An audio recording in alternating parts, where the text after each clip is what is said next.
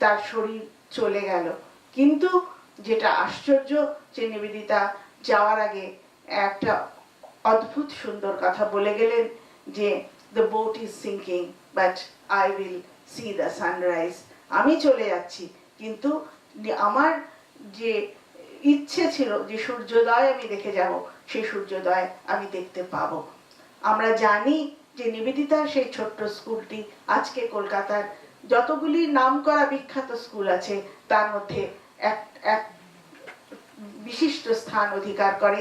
অসম্ভব ভালো রেজাল্ট হয় সেই স্কুলে, এবং পরে যে স্কুলটিতে এখন নিবেদিতা স্কুল হয়, এটা আমি আপনারা কজন জানেন আমি জানি না, জানানোর জন্য বলছি। পরে রামকৃষ্ণ মিশন থেকে যখন সেই স্কুলের জন্য আলাদা বড় বিল্ডিং জমি কিনে করা হয়, তখন নিবেদিতা নেই। তখন ইট দিয়ে, যে ইটগুলো দিয়ে বাড়িটি তৈরি হয়েছিল, ওই প্রতিটি ইটে নিবেদিতা লেখা হয়েছিল। নিবেদিতা মানে ওই নিবেদিতার যেমন যে কারখানা থেকে ইট হয়, যে ইট ভাটা থেকে ইট হয়, সেখানে যেমন তাদের একটা নাম থাকে, এখানে নিবেদিতার নামে সেই ইট হয়েছিল সেই। এবং আমরা বিশ্বাস করি যে নিবেদিতার তিল তিল রক্ত দিয়ে যে স্কুল শুরু হয়েছে এবং যে স্কুল আস্তে আস্তে প্রতিষ্ঠা লাভ করেছে, তাতে নিবেদিতার কণ্ঠস্বর, নিবেদিতার আবেগ, নিবেদিতার ভালোবাসা সবটুকু যেন আজও সেই স্কুলের সঙ্গে মিশে রয়েছে। আর সারদা দেবীর সেই অমোঘ আশীর্বাদ আমরা এখনো তা বুঝতে পারছি। নিবেদিতা স্কুলের মেয়েদের রেজাল্ট, তাদের ভবিষ্যৎ যেভাবে তারা আস্তে আস্তে প্রতিষ্ঠিত হচ্ছে দেখে আমরা এটা বুঝতে পারছি। নমস্কার।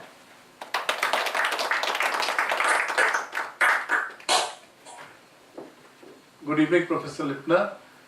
My name is G.M. Kapoor. While I don't want to sound pessimistic, but while we all also believe that this century is the knowledge century where India is going to play a major role,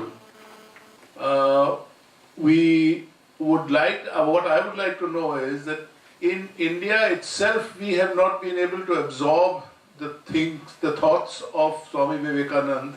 How is it that we will be able to convey it to the rest of the world? Well, that is a very good question. Can you hear me clearly? Very clearly.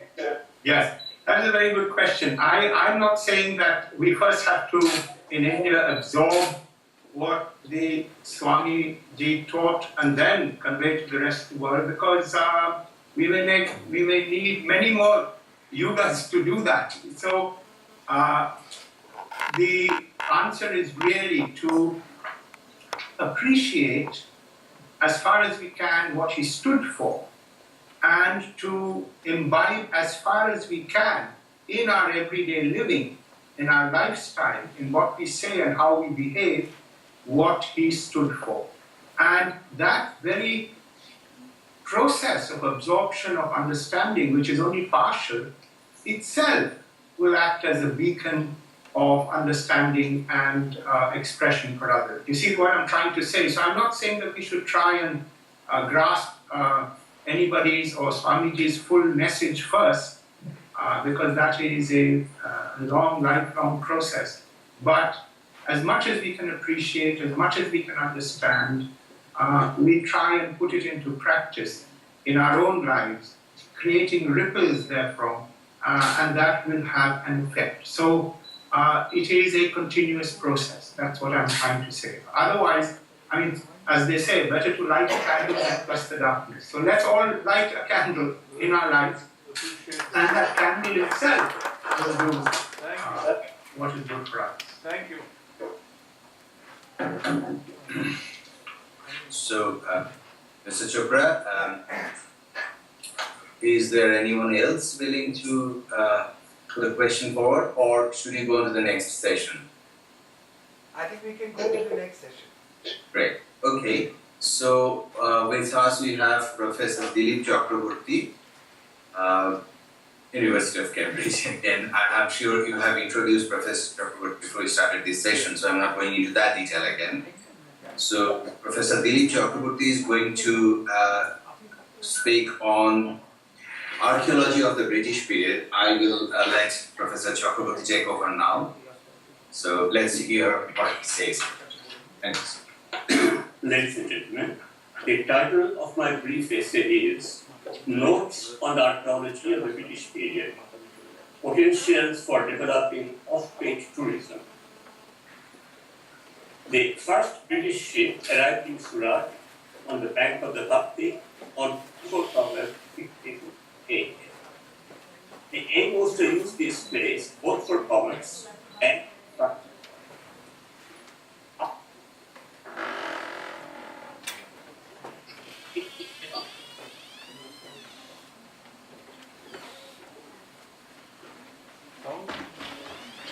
সাউন্ডের একটা problem হচ্ছে It is from there. Yeah. It is okay? Can you hear us? Yeah, we can hear you. We can hear you. Yeah, okay. Now you go ahead. Yeah.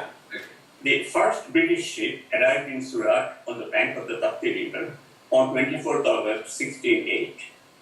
The aim was to use this place both for commerce and as a transit point.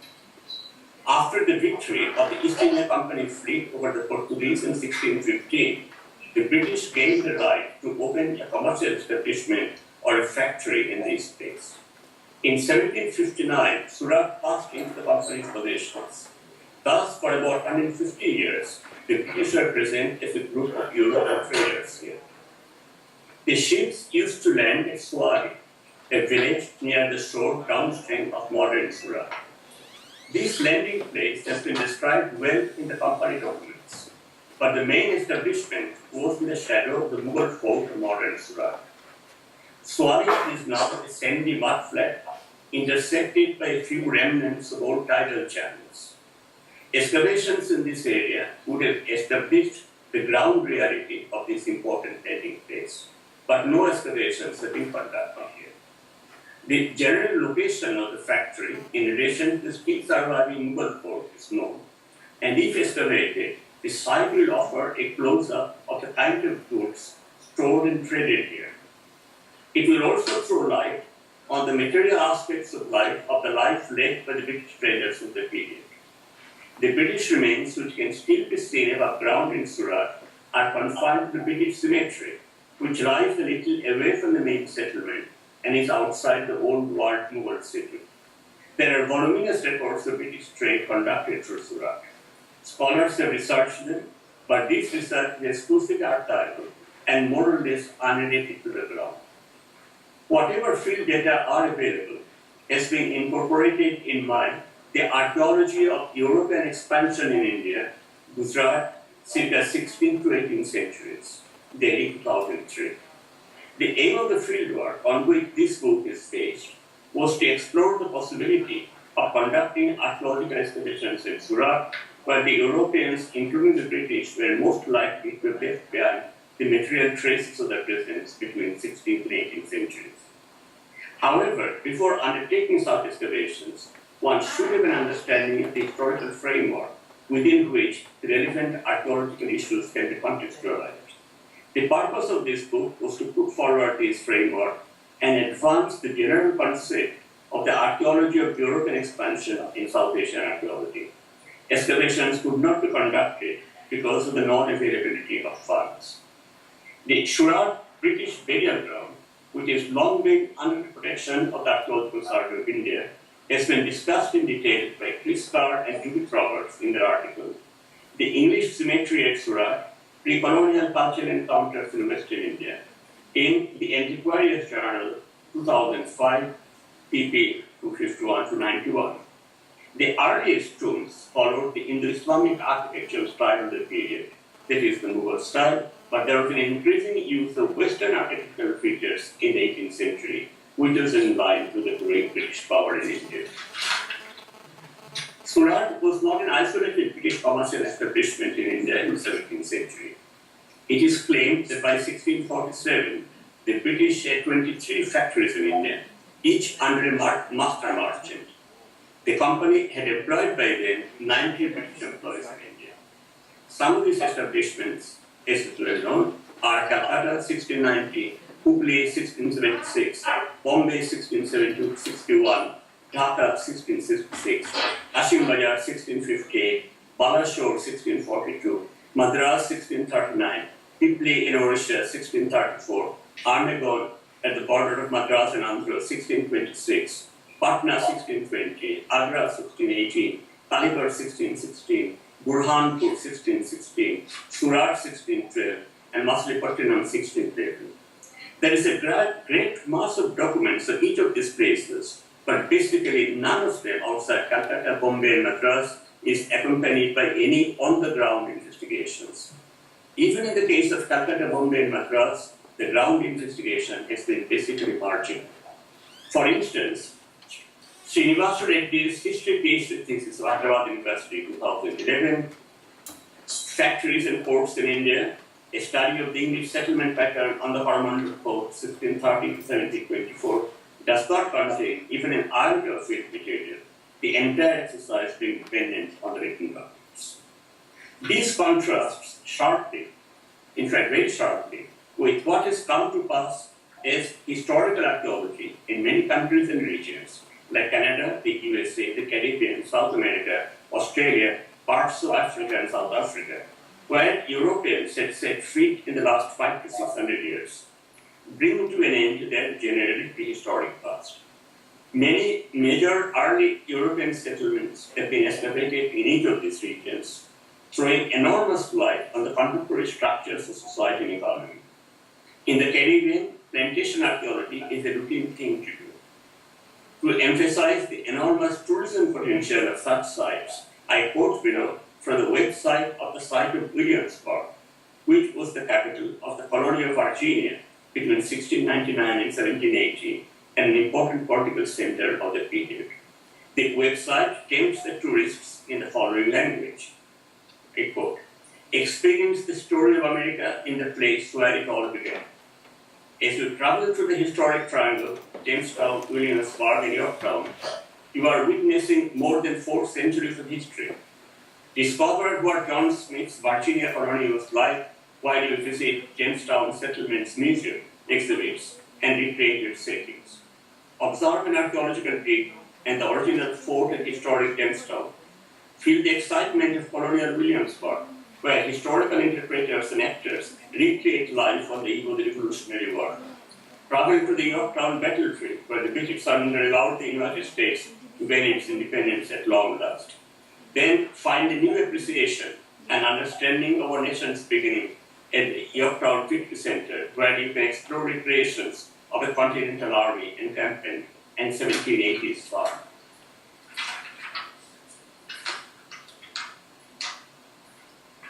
It should not be difficult for Indians to imagine the importance of the remains of old British settlements, provided they're exposed and preserved well, for the tourists from Britain and other Western countries, because these ruins and their history are linked to their ancestors.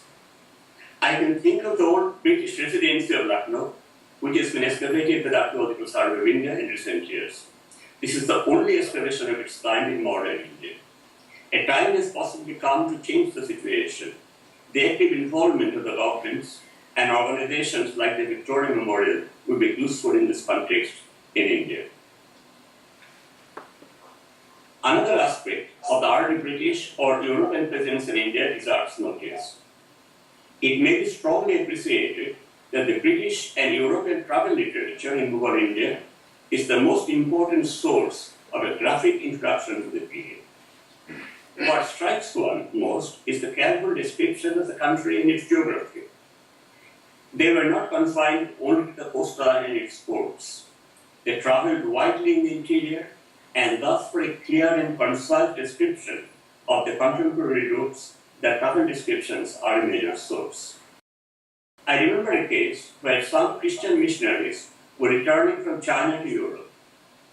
In India, they first came by ship to Machilipatnam and then traveled overland from Machilipatnam and Surat to take a ship to Europe from Surat.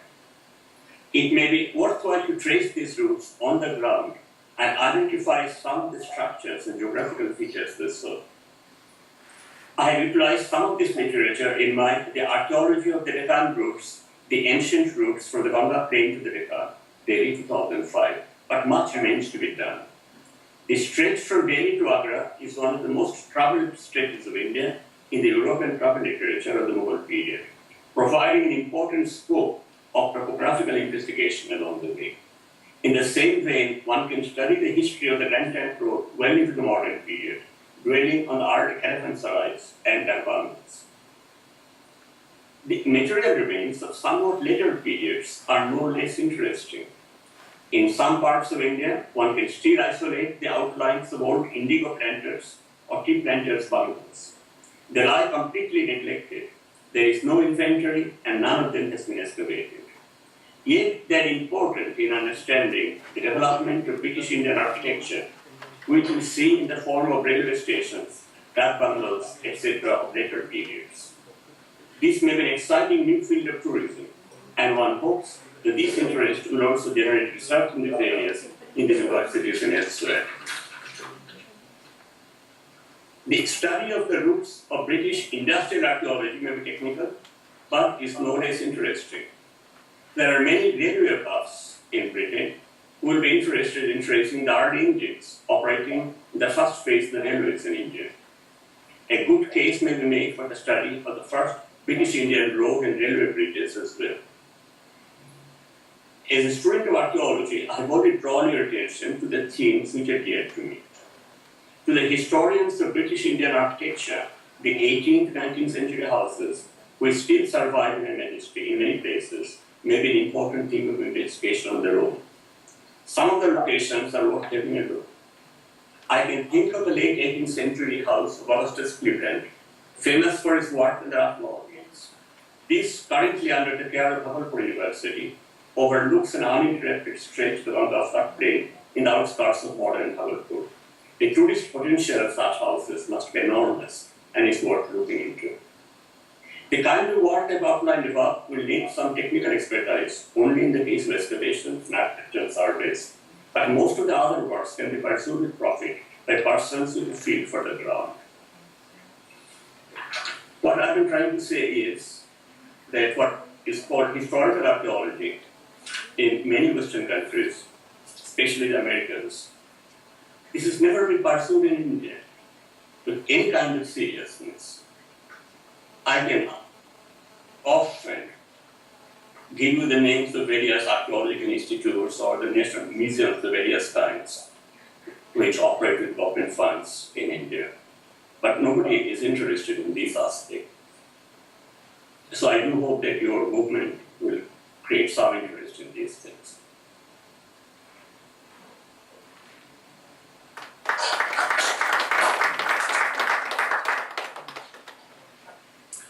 Thank you very much, Professor Chakraborty, for a very refreshing and interesting point of view and outlook in this particular field. This is fascinating indeed. So, may we request Mr. Chopra from your audience, if someone has any questions to ask to Professor Chakraborty, shall we go ahead with that? Yeah. Am I audible? Can you hear us? Sound problem. Can you please? Is it audible? Yes, yes. Yeah, you're good. Yeah, Mr. Kapoor has something to say about restoration of the old bungalows in the tea gardens. No, you see, I represent an organization called the Indian National Trust for Art and Cultural Heritage. We are not an archaeological survey, or we are not a government organization. We are what could be called a quango, a quasi-governmental organization. And we have been set up essentially to look after, or rather document and create awareness of India's unprotected heritage, both tangible as well as intangible. And you'd be happy to note, especially since you mentioned about the tea garden bungalows, that we have documented almost 150 bungalows in Assam, and out of a total number of 400 gardens there, 400 plus gardens there. out of which we felt 150 would qualify as heritage. They have been documented and published by us. We are now in the process of doing the same thing for North Bengal. We have also documented heritage buildings in Calcutta. We have documented built heritage of South Bengal districts. We have also been involved in the restoration of the Scottish cemetery in Calcutta. So to that extent, this as a voluntary initiative we have been operating, and this I talk about Calcutta, and we have chapters all over the country.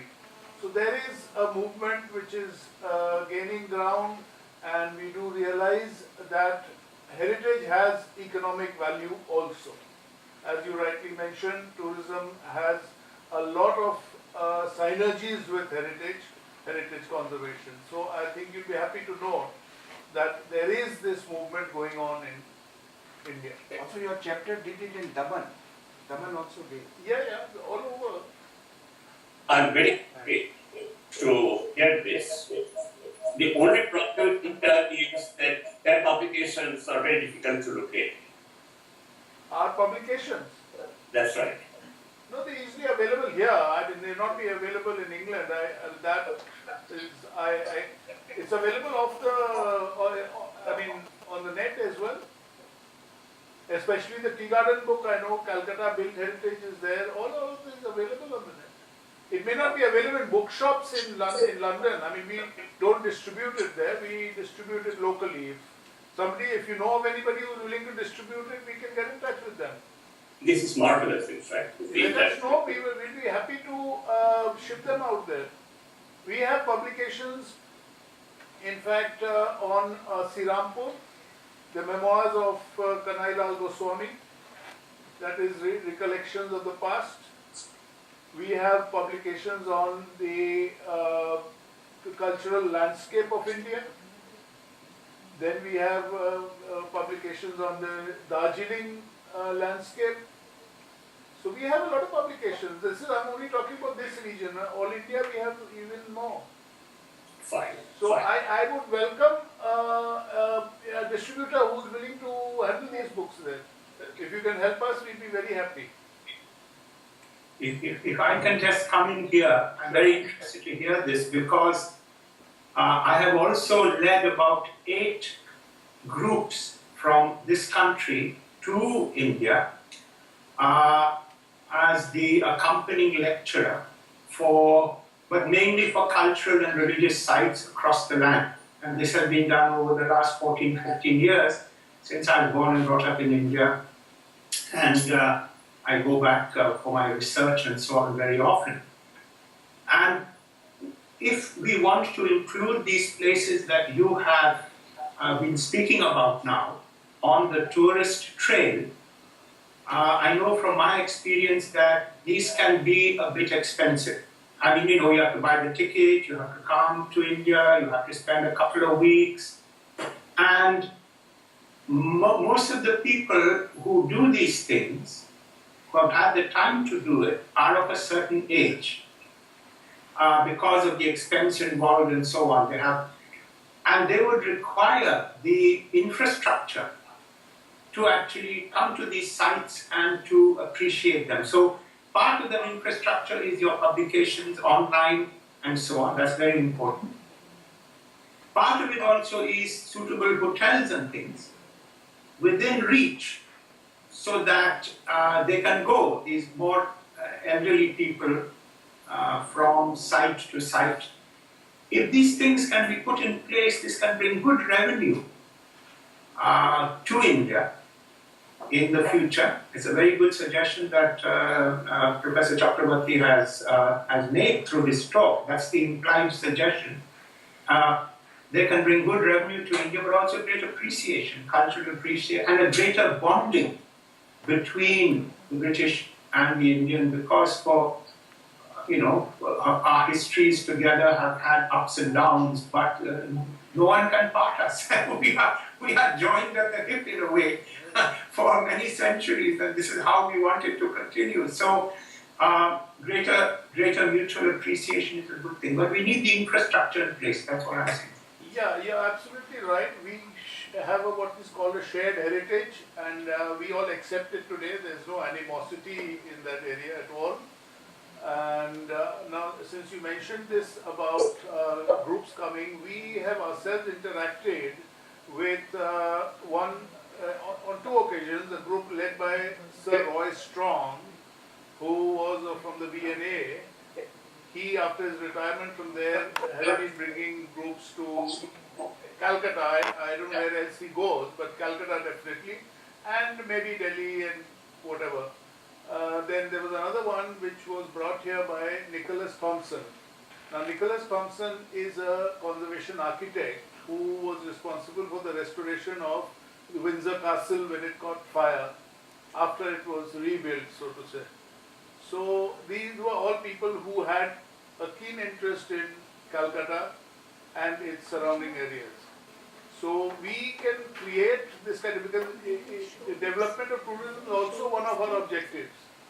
And we can certainly help again there to set up a suitable circuit for you. Say you come to Calcutta, but expense, we can try and do it at low cost, but India is, as it is, not a very expensive place. But then there will be cost. And say for instance a circuit like they fly into Calcutta, they can go to Darjeeling, they can come back to Calcutta, or from the Siliguri they go to Assam, that's Jorhat or something, do the circuit over there, Kaziranga and all that. I'm just giving a loud thought.